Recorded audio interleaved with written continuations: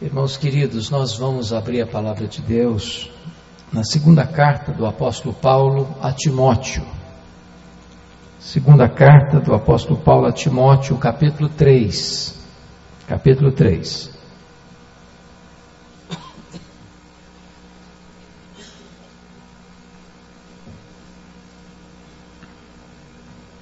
Faremos a leitura até o capítulo 4, verso 5. 2 Timóteo, capítulo 3. Sabe, porém, isto: nos últimos dias sobrevirão tempos difíceis, pois os homens serão egoístas, avarentos, jactanciosos, arrogantes, blasfemadores, desobedientes aos pais, ingratos, irreverentes, desafeiçoados, implacáveis, caluniadores, sem domínio de si, cruéis, inimigos do bem, traidores, atrevidos, infatuados, mais amigos dos prazeres que amigos de Deus, tendo forma de piedade, negando-lhe entretanto o poder. Foge também destes. Pois entre estes se encontram os que penetram sorrateiramente nas casas e conseguem cativar mulherinhas sobrecarregadas de pecados, conduzidas de várias paixões, que aprendem sempre e jamais podem chegar ao conhecimento da verdade. E do modo por que Janes e Jambres resistiram a Moisés, também estes resistem à verdade. São homens de todo corrompidos na mente, réprobos quanto à fé. Eles, todavia, não irão avante, porque a sua insensatez será a todos evidente, como também aconteceu com a daqueles. Tu, porém, tens seguido de perto o meu ensino, procedimento, propósito, fé, longanimidade, amor, perseverança. As minhas perseguições e os meus sofrimentos, quais me aconteceram em Antioquia, Icônio e Listra, que variadas perseguições tenho suportado.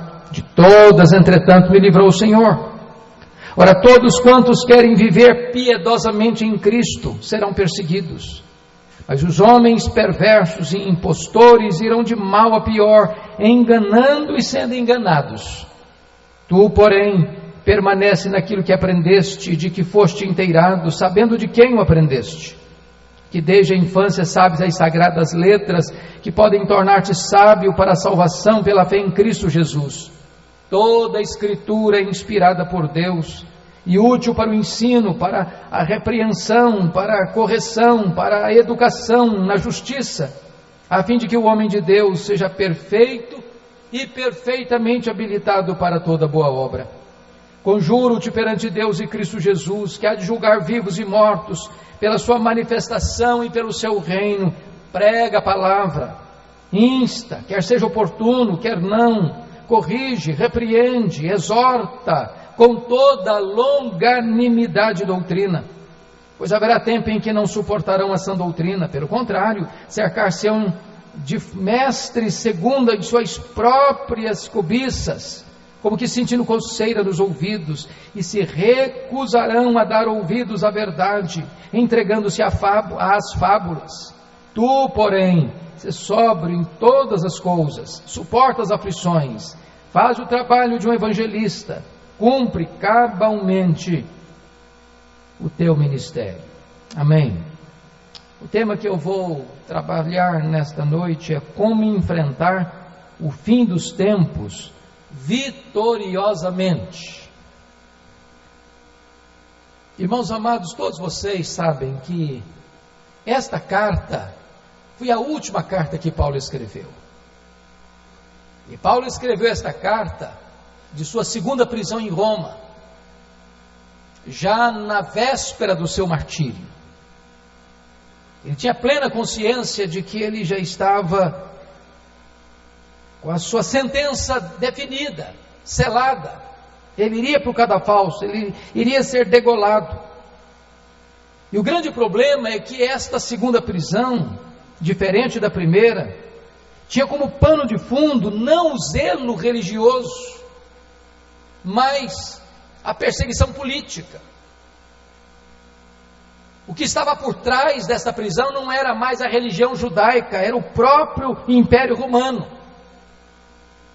Paulo estava preso agora não como um pregador apenas, ele estava preso como um malfeitor, diz ele no capítulo 2, versículo 9 dessa carta. Ele estava sendo acusado de crimes gravíssimos contra o Estado, muito provavelmente como líder daqueles que incendiaram Roma, quando na verdade o próprio imperador pôs fogo em Roma e pôs a culpa nos crentes. Em virtude da prisão de Paulo, ele confessa no capítulo 1, versículo 15 desta carta, que os irmãos da Ásia o abandonaram, uma debandada geral. Ninguém queria se associar com Paulo para não enfrentar e não suportar os mesmos destinos de Paulo. Se isso não bastasse, nesse veio, os falsos profetas começaram a cercar a igreja, a atacar a igreja e a querer tirar da igreja os verdadeiros crentes. E Paulo está num grande impasse. Ele está morrendo, ele sabe disso. E ele precisa passar esse bastão para Timóteo. O problema é que Timóteo tinha 3 características complexas. Ele era jovem, ele era doente e ele era tímido. O problema é que o cristianismo corria um sério risco naquele momento. E Paulo escreve esta carta para Timóteo para dar para ele alguns conselhos, para ele ficar firme. Os tempos eram maus. E eu chamo a sua atenção para 4 palavras que resumem a mensagem que quero transmitir a vocês nesta noite. A primeira palavra está no versículo 5. Paulo diz assim: foge, foge. A segunda palavra está no versículo de número 10, segue. A terceira palavra está no versículo 14, permanece. E a última palavra está no capítulo 4, verso 2, prega a palavra. Confira comigo, com a sua Bíblia aberta, como é que a igreja pode enfrentar o fim dos tempos vitoriosamente. Leia aí, por gentileza, o versículo 1. Sabe, porém, isto, nos últimos dias sobrevirão tempos difíceis. O que significa últimos dias? Alguns estudiosos da escatologia dizem que últimos dias são os dias que imediatamente precederão a segunda vinda de Cristo. Não é este o entendimento que nós temos, não é este o entendimento que os reformadores tiveram. Últimos dias representa todo o período que vai da primeira à segunda vinda de Cristo. Paulo, já nos seus dias, entendia que ele estava nos últimos dias. Como é que você enfrenta esses últimos dias? Primeiro, quando você não tem uma visão romântica do mundo. Ele diz no verso 1, sabe, porém, isto, nos últimos dias sobrevirão tempos difíceis. Nós não podemos ter falsas expectativas acerca do nosso mundo, irmãos. Nós não podemos esperar dias róseos, tempos calmos. A palavra difíceis na língua grega aqui é muito curiosa, porque é a mesma palavra usada lá em Marcos capítulo 5, para descrever aquele homem endemoniado, furioso. São dias furiosos, de violência, de promiscuidade, de apostasia, de zombaria da fé, de desagregação de valores morais, de desestrutura familiar, de perseguição religiosa, de intolerância de todos os lados. Paulo diz que Timóteo tinha que entender isso. Timóteo, você não pode ter uma visão romântica do mundo, da vida, da sociedade, da família. Nós estamos vivendo dias furiosos. E se você perceber, o que Paulo está sugerindo é que o que está por trás de todo esse contexto é uma fúria demoníaca, é uma ação diabólica. Segunda coisa que você precisa notar: é que o caos da sociedade é resultado daquilo que os homens são. Confira comigo o verso 2: pois os homens serão. E eu peço a você atenção para esse ponto, porque essa talvez seja a segunda lista mais longa de pecados do Novo Testamento, talvez só superada por Romanos capítulo 1. Chama a sua atenção para 3 palavras que sintetizam todo o texto.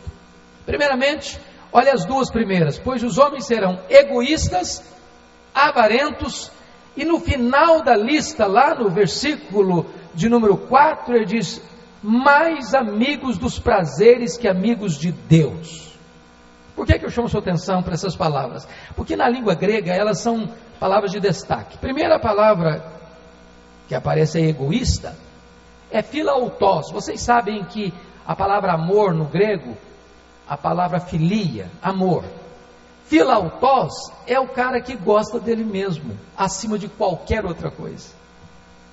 Philautos é o narcisista, que olha no espelho e fica encantado com ele mesmo. Philautos é a pessoa que faz do seu eu o seu Deus.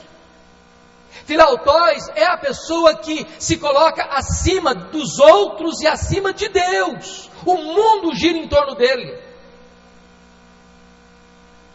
A segunda palavra que aparece aí, avarento, é philarguros. Philarguros literalmente significa amante da prata. É o amante do dinheiro. É aquela pessoa que vive em função do dinheiro, que ama o dinheiro, se submete ao dinheiro, trabalha por causa do dinheiro, se corrompe por causa do dinheiro, se deixa corromper por causa do dinheiro, mata por causa do dinheiro, se casa por causa do dinheiro, descasa por causa do dinheiro. Tudo gira em torno do dinheiro na vida dele. A terceira palavra está lá no finalzinho da lista: mais amigos dos prazeres que amigos de Deus. Fecham esse círculo para entendermos quais são os 3 principais problemas que levam a pessoa à queda moral, ao fracasso. Quais são? Dinheiro, sexo e poder. Estude os casos de fracassos morais e vocês vão ver que na raiz deles estão sexo, dinheiro e poder. As outras coisas que estão aqui ao redor são consequência disso. O que Paulo está nos mostrando, amados irmãos, que o que o homem é que justifica a decadência moral em que vivemos hoje. Desta maneira, o apóstolo Paulo já antecipadamente refutava Jean-Jacques Rousseau, o pensador francês, que diz que o homem é essencialmente bom. Que tolice! É só ler o jornal, é só ligar a televisão, é só ficar antenado com o que está acontecendo no mundo para saber que o homem não é essencialmente bom, ele é essencialmente mau. Com isso, Paulo já estava refutando um outro pensador chamado John Locke, que diz que o homem é uma tábua rasa, que o homem é produto do meio, que o meio é que influencia o homem para se corromper e para ser mau. Equívoco. Não é o meio que corrompe o homem, é o homem que corrompe o meio. O meio é ruim porque o homem é ruim, o meio é mau porque o homem é mau. O mal não vem de fora para dentro, o mal procede de dentro para fora. Há um ditado nosso, até muito comum, no meio doméstico nosso, diz o seguinte, que um crente não deve entrar em política porque o poder corrompe. Bobagem, bobagem. Não é o poder que corrompe, o poder revela os corrompidos. A corrupção não está no poder, a corrupção está no coração do homem, é do coração que procede os maus desígnios. O que Paulo está dizendo é que o caos da sociedade não é porque é influência de A ou B, porque vem daqui, dali ou daculá. O problema da sociedade doente, enferma, decadente, é porque ela é produto do que o homem é. O problema da nossa sociedade é que o nosso amor está mal dirigido. Mal dirigido. No mundo você tem Deus, você tem pessoas, você tem coisas, não é isso? Qual é a nossa finalidade? Adorar a Deus, amar as pessoas e usar as coisas. Mas quando o amor está mal dirigido, o homem se esquece de Deus, ama as coisas e usa as pessoas. Mas não é esse o retrato que você está vendo? O homem abandona Deus, o homem ama as coisas e o homem usa as pessoas. Philautós, philarguros e amar o prazer. Se você parar para perceber, a nossa sociedade ama o prazer. Tudo gira em torno do prazer, do que eu gosto, do que me satisfaz, do que me dá satisfação interior. Nós estamos vivendo a época da idolatração do corpo, da somolatria, da idolatração dos desejos. Porque o homem coloca esses desejos, essa felicidade pessoal, esse prazer pessoal, acima de Deus. É o seu próprio Deus, é o prazer. Agora, sabe o que é curioso? Em terceiro lugar, Paulo diz que a decadência é resultado da falsa religião. Veja comigo, por favor, versículo 5. Tendo forma de piedade, negando-lhes, entretanto, o poder. O que é curioso é que toda essa decadência não está falando de um mundo apenas pagão, que não tem religião, que não tem adoração, que não tem nada com vida espiritual. Ele está falando de uma sociedade que se corrompe e ao mesmo tempo que ela está corrompida, no meio dessa corrupção toda está uma religiosidade que tem a aparência de piedade. Pessoas que se reúnem, pessoas que cantam, pessoas que leem, pessoas que oram, pessoas que deitam no gasofilaço as suas ofertas. Mas ao mesmo tempo que o culto está rolando, que as coisas espirituais estão acontecendo, que as programações religiosas estão se desenrolando, ao mesmo tempo essa religiosidade não tem vida, não tem santidade, não tem compromisso com Deus, é apenas uma coisa formal, mecânica, sem qualquer comprometimento com Deus. Ô irmãos, Paulo está fazendo um retrato do que está acontecendo hoje. Esse texto é mais atual do que Gazeta, do que Tribuna, do que Folha de São Paulo, do que Veja.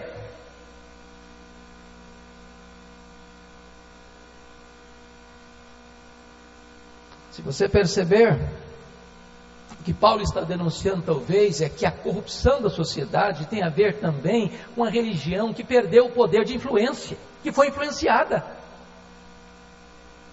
De um sal que não salga mais, de uma luz que não brilha mais, de um crente que não influencia mais, de um crente que não é dono de uma contracultura, que faz parte do sistema. E hoje nós precisamos examinar o nosso coração para perguntar o seguinte: quem eu sou? Um influenciador ou um influenciado? Eu sou alguém que muda a realidade à minha volta, ou eu sou alguém que fui tragado pelo sistema à minha volta? O que formata a minha cabeça? É a verdade de Deus. E se você perceber essa falsa religiosidade, diz o apóstolo Paulo, ela é hipócrita na sua apresentação, tendo forma de piedade. Para quem olha, está legal, está bonito. Mas quando vai se examinar mais profundamente, só tem forma, não tem conteúdo, não tem essência, não tem poder espiritual. Paulo diz: foge desse tipo de religiosidade, foge desse tipo de prática religiosa, foge. Segunda coisa, note comigo aí, que essa religião falsa usa métodos nada éticos no seu proselitismo. Versículo 6, ele diz que esses falsos mestres que se inseriam, eles entravam sorrateiramente nas casas para cativar. A ideia de cativar aí é de fisgar. E ele usa um termo até negativo e pejorativo: mulherinhas sobrecarregadas de pecado. Sabe o contexto aqui? É daquelas pessoas que vinham de um mundo de prostituição. Ele estava em Éfeso, uma cidade profundamente contaminada pela prostituição. Pessoas que tinham vindo para a igreja, mas muito sobrecarregadas de culpas, de complexos, de feridas não resolvidas. E essas pessoas entravam nessas casas quando o marido não estava lá. Não eram transparentes, não eram éticos, não eram sérios na sua abordagem. Se você perceber, Paulo prossegue e diz que essa religião é a religião que chega ao ponto de resistir à verdade. Olha comigo o versículo 8. E do modo por que Janes e Jambres, aquelas duas pessoas que resistiram Moisés, tentando imitar os milagres que Moisés, pelo poder de Deus, operava no Egito, também estes resistem à verdade. Já pensou um negócio desse? Quando a religiosidade, ela tem forma de piedade, mas na essência resiste à verdade. São homens de todo corrompidos na mente e réprobos quanto à fé. Ou seja, a teologia está errada e a vida está errada. Até porque a teologia é mãe da ética. O homem é aquilo que ele crê. Se ele crê numa coisa errada, ele vai viver uma vida errada. O que Paulo vai dizer é que essa falsa religião vai cair no descrédito. Versículo 9 vai dizer: eles todavia não irão avante, porque a sua insensatez será a todos evidente, como também aconteceu com aqueles. Em outras palavras, Paulo está dizendo o seguinte: a falsa religião, ela tem uma popularidade, ela vai crescer, ela vai alcançar muita gente, ela vai enredar muita gente, vai pegar muita gente no laço, mas chega uma hora em que Deus arranca a máscara, e a pessoa cai no ridículo. Primeira coisa que você precisa entender, irmãos: foge dessa falsa religiosidade. Foge. Mas vem a segunda verdade que Paulo vai ensinar. Versículos 10 até o versículo 13, ele usa uma expressão tu porém, que é a base dessa carta. Diz o seguinte: meu filho, não basta só você evitar o erro. Nós não podemos ter uma religiosidade apenas do negativo. Eu não faço isso, eu não faço aquilo outro. Não. Você não basta apenas você fugir do que está errado, você precisa seguir o que está certo. Você precisa de modelo, você precisa de padrão, você precisa de paradigma. E Paulo diz assim: tu porém tens seguido de perto o meu ensino e o meu procedimento. Paulo está dizendo para Timóteo: eu quero me apresentar para você olhar para mim, Timóteo, para imitar o que eu creio e o que eu faço. Eu pergunto para você nesta noite, irmão: quem são os seus modelos? A quem você segue? A quem você imita? Irmãos amados, eu acho que a nossa geração precisa desesperadamente de modelos. Modelos. Eu fui criado na roça, como vocês sabem. E na roça, quando você vai fazer uma manga, uma pastagem, dividir o pasto em várias áreas, você faz uma cerca. E numa cerca você tem o que nós chamamos de mourões. E entre os mourões, que são tocos grossos, fortes, rijos, você coloca entre eles estacas mais frágeis. Mas de vez em quando você tem um mourão para sustentar, para segurar. Nós precisamos de mourões na igreja de Deus. Alguém que você olha e diz: aquele lá eu posso imitar. A teologia que ele tem, a vida que ele leva. O que ele crê é o que ele pratica. Não existe abismo, não existe hiato, não existe um gap entre o que ele fala e o que ele vive. Nós precisamos de modelos, irmãos. Eu fico hoje olhando, parece-nos que os nossos mourões estão caindo, ou morrendo, ou caindo por escândalos. Nós precisamos orar a Deus para que Deus sustente os mourões. Em tempo de crise, você precisa olhar para alguém: este aí eu posso seguir. ele está morrendo, ele está sentenciado à morte, mas eu posso imitar o exemplo dele. E como é que é um bom líder? Como é que é um mourão? Tem duas coisas: ele tem ensino, e ele tem procedimento, ele tem teologia, e ele tem vida, ele tem doutrina, e ele tem ética, ele tem propósito, ele tem fé, ele tem longanimidade, ele tem amor, ele tem perseverança. E aí você nota, amado irmão, que quanto mais você conhece, mais doce você fica. Quanto mais teologia você tem, mais coração quebrantado você tem. Quanto mais você tem de Deus, mais longânimo você é. Quanto mais Deus transborda a sua vida, mais cheio de amor você é.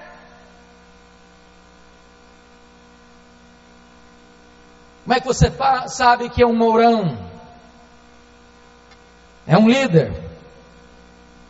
É quando esse líder não constrói monumentos a si mesmo, mas está disposto a sofrer.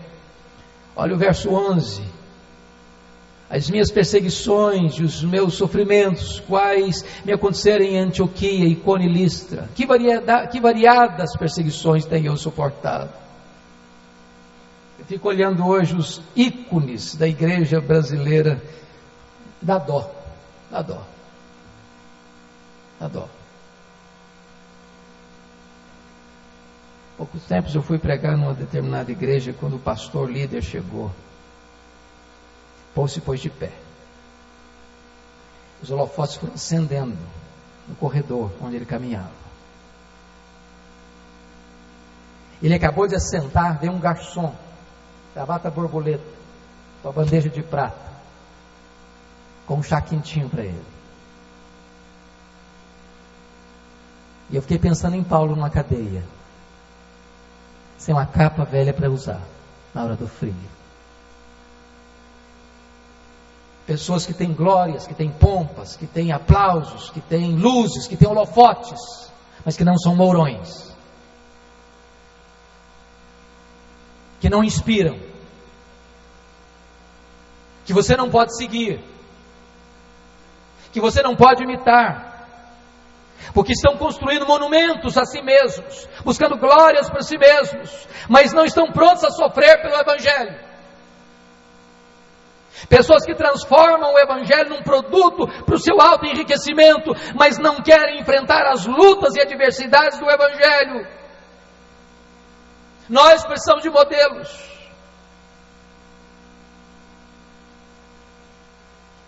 O que Timóteo precisa aprender, olha o verso de número 12 comigo. Ora, você lê o versículo 12 comigo? É importante você ler. Vamos juntos. Ora, todos quantos querem viver piedosamente em Cristo Jesus serão perseguidos. Quantos vão ser perseguidos? Todos. Todos. Então preste bem atenção. Se a sua vida não está incomodando ninguém, tem alguma coisa errada com você. Se você está agradando todo mundo, tem alguma coisa errada com você.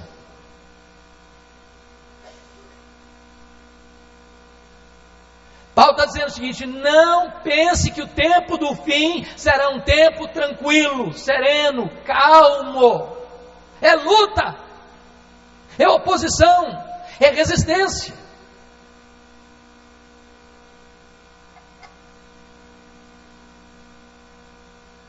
E a última palavra de Paulo sobre isso é que os falsos líderes vão cair. Versículo 13 ele diz: mas os homens perversos e impostores irão de mal a pior, enganando e sendo enganados. Vai ser uma ciranda, ele vai enganar e vai ser enganado, daqui a pouco ele vai cair, e a sua ruína será grande. Primeira coisa, foge. Segunda coisa, segue, meu filho, segue o exemplo direito, exemplo bom, exemplo certo, segue. Mas aí vem a terceira verdade que deve nortear a minha e a sua vida na hora de um mundo difícil. Versículos 14 a 17. Permanece, filho. Agora preste bem atenção ao contexto. Tu, porém, permanece. Porque ele está falando de falsos mestres, que vão de mal a pior, enganando e sendo enganado. Ele está falando de religiões que surgem e que desaparecem, de líderes que se tornam famosos e caem. Ele diz: Timóteo, meu filho, não ande nessa onda não, não surfe essa onda não entre nessas novidades não segue esses aventureiros da fé não. Timóteo, permanece, Timóteo, naquilo que você aprendeu. Irmãos amados, a tentação para a gente buscar novidades é grande.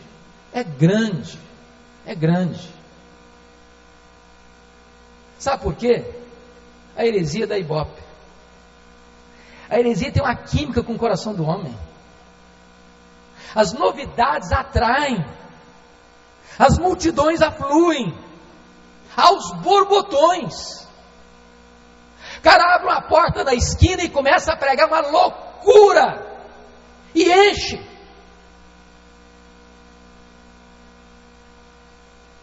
Aí Paulo diz para Timóteo: Timóteo, meu filho, permanece naquilo que você aprendeu, de que você foi inteirado, sabendo de quem você aprendeu, meu filho. Não muda não mude de rota não procure novidade não ande de acordo com o pragmatismo da nossa geração permanece, Timóteo, fica firme, Timóteo, finca o pé, Timóteo.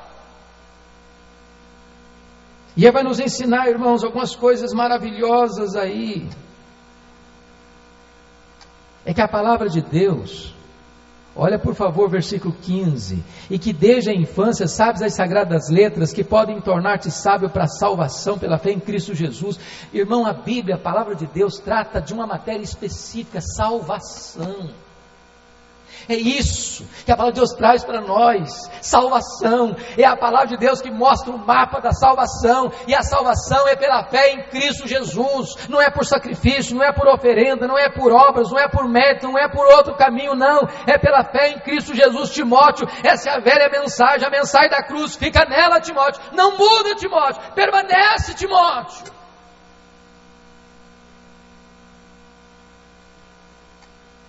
Timóteo tem que entender outra coisa, o versículo 16: toda a escritura é inspirada por Deus. Irmãos amados, olha a igreja do século 20 para cá, ela se perdeu, no momento em que ela aceitou nos seminários mais importantes do mundo a ideia de que a Bíblia é um livro que contém erros, que não é confiável. O liberalismo plantou isso. A Bíblia é um livro comum. E se a Bíblia não é a palavra de Deus, então não faz sentido vocês estarem aqui. Então não faz sentido eu estar aqui. Se a Bíblia não é a palavra de Deus, nós estamos perdendo tempo nessa noite. Se a Bíblia não é a palavra de Deus, então não tem mensagem para o mundo. Não tem. O que nos torna um povo especial é que nós cremos que este livro foi inspirado por Deus. Toda a escritura é inspirada por Deus, veio da mente de Deus, e Deus usou homens santos para escrevê-la, mas ela é inerrante, mas ela é infalível, mas ela é suficiente, ela é completa para nos ensinar o caminho da salvação.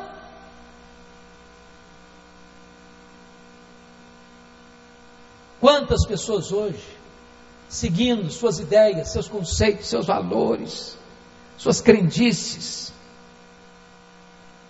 suas visões, suas revelações, sua subjetividade. A igreja evangélica brasileira está cheia de sincretismo, Eu fico desesperado às vezes quando eu ligo o televisor. Hoje eu vou escutar meia hora, eu não aguento ficar 5 minutos.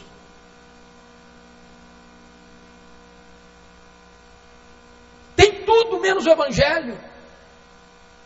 Não se prega sobre salvação, não se prega sobre arrependimento, não se prega sobre justificação pela fé, não se prega sobre conversão, não se prega sobre santificação, não se prega sobre o céu, não se prega sobre os horrores do inferno, não se prega sobre a graça de Deus.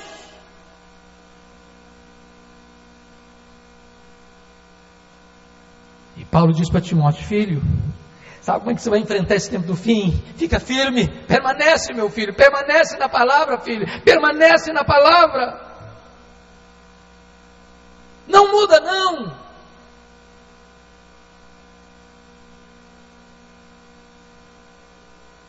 Mas, irmãos queridos, Paulo tem um último conselho para dar para Timóteo, e para mim e para você. Capítulo 4, ele diz para Timóteo agora: Timóteo, prega a palavra, filho. Ô irmãos amados, sabe o que Paulo está dizendo para Timóteo? Timóteo, filho, se você ler essa carta, Paulo trata de 4 conselhos básicos. Lá no capítulo 1, verso 14, Paulo diz para Timóteo: Timóteo, guarda o evangelho. Depois no capítulo 2, Paulo diz para Timóteo, no versículo 2, Timóteo, sofre pelo evangelho. Agora no capítulo 3, ele diz, permanece no evangelho. Mas agora no capítulo 4, verso 2, diz, meu filho, prega o evangelho. Sabe por quê, irmãos? Eu acho que para nós presbiterianos isso cabe muito bem. Porque eu acho até, pastor Jailton, que nós guardamos o evangelho.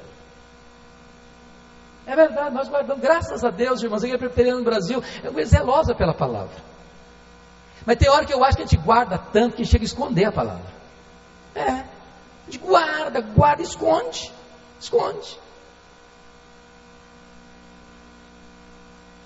O cara trabalha 10 anos num departamento, o colega de frente dele não sabe que ele é um cristão. Ele consegue ser um agente secreto do reino. E aí ele não cresce também, sabe por quê? Porque a fé vem pelo ouvir. Se não prega, irmão, não tem crescimento. Não tem. E aí a gente cria até justificativas teológicas. Irmão, não, sabe por que a igreja não quer? Porque não tem eleito também nesse bairro aqui, não tem eleito nessa cidade. E aí os eleitos vão tudo para a Assembleia de Deus. Paulo diz para Timóteo: Timóteo, filho, prega a palavra. E chega no verso 1, ele diz: sabe por que você e eu temos que pregar a palavra? Conjuro-te perante Deus e Cristo Jesus, que há de julgar vivos e mortos, pela sua manifestação, pelo seu reino. Meu filho, sabe por que você tem que pregar? Porque Jesus voltará, e Ele vai julgar vivos e mortos, e Ele vai julgar você. Você não vai poder chegar diante dele de mãos vazias, meu filho. Prega. Ô irmão, como é que você vai chegar lá no céu? Para quantas pessoas você pregou? Quantas pessoas você ganhou?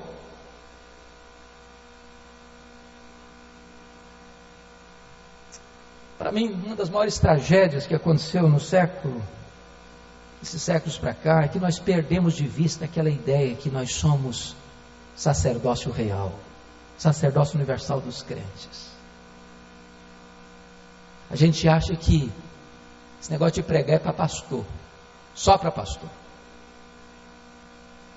Ô irmão amado, o evangelho é o poder de Deus para a salvação de todo aquele que crê. Se você abrir sua boca, a virtude do Espírito Santo, e Deus vai tocar os corações. Nós somos uma igreja, nós temos aqui mais de 500 missionários, e se esse povo que está aqui nessa noite resolver abrir a boca e testemunhar do Evangelho de Cristo, nós vamos ter que arrebentar essas paredes e alargar essas fronteiras. Prega a palavra, filho, porque Jesus vai voltar e você vai ter que dar conta. Agora note mais, como é que vai pregar? Veja o verso 2, prega a palavra. Note uma coisa, não é pregar sobre a palavra, não, é pregar a palavra, porque a palavra é o conteúdo da pregação e a autoridade do pregador. Deus tem compromisso com a sua palavra, Deus não tem compromisso com a palavra do pregador, se o pregador não está pregando a palavra.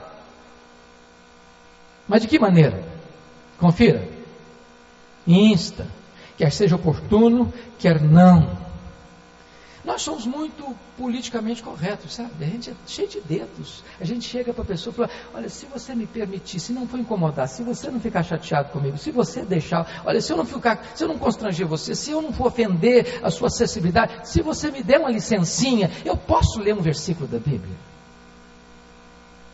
Ô irmão amado, você não tem que pedir licença para pregar a palavra do Deus vivo. Prega, insta, quer seja oportuno, quer não. Agora eu não estou falando que isso implica em arrogância, não. O que fala? Exorta com toda longanimidade e doutrina. verdade de Deus não precisa ser deselegante. A verdade de Deus já pode ser dita com doçura. Com doçura.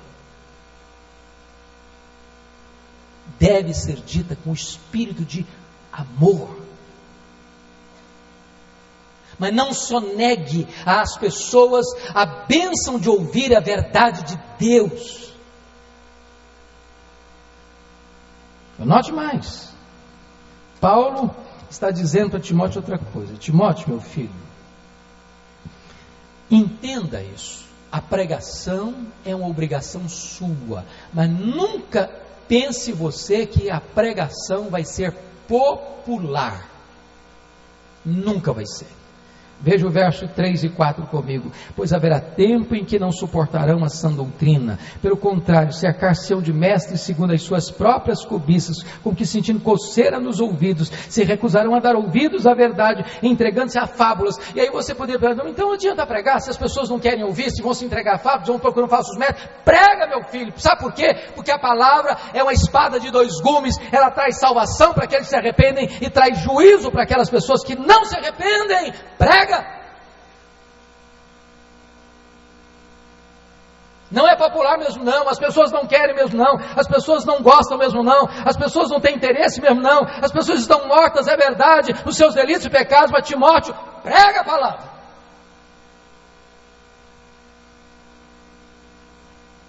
E ele conclui assim no verso 5, tu porém, meu filho, embora as pessoas estão se entregando a fábulas, tu porém, ser sóbrio em todas as coisas, suporta as aflições, filho, não vai ser fácil não, você vai enfrentar luta sim, vai ter tribulação no caminho sim, mas meu filho, faz o trabalho de um evangelista, meu filho, cumpre cabalmente o teu ministério.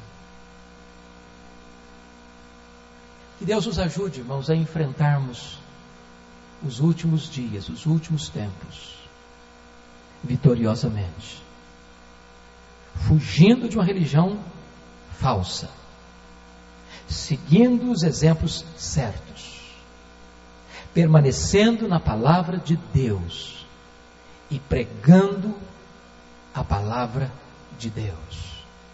Que Deus nos ajude a ficarmos firmes. Amém.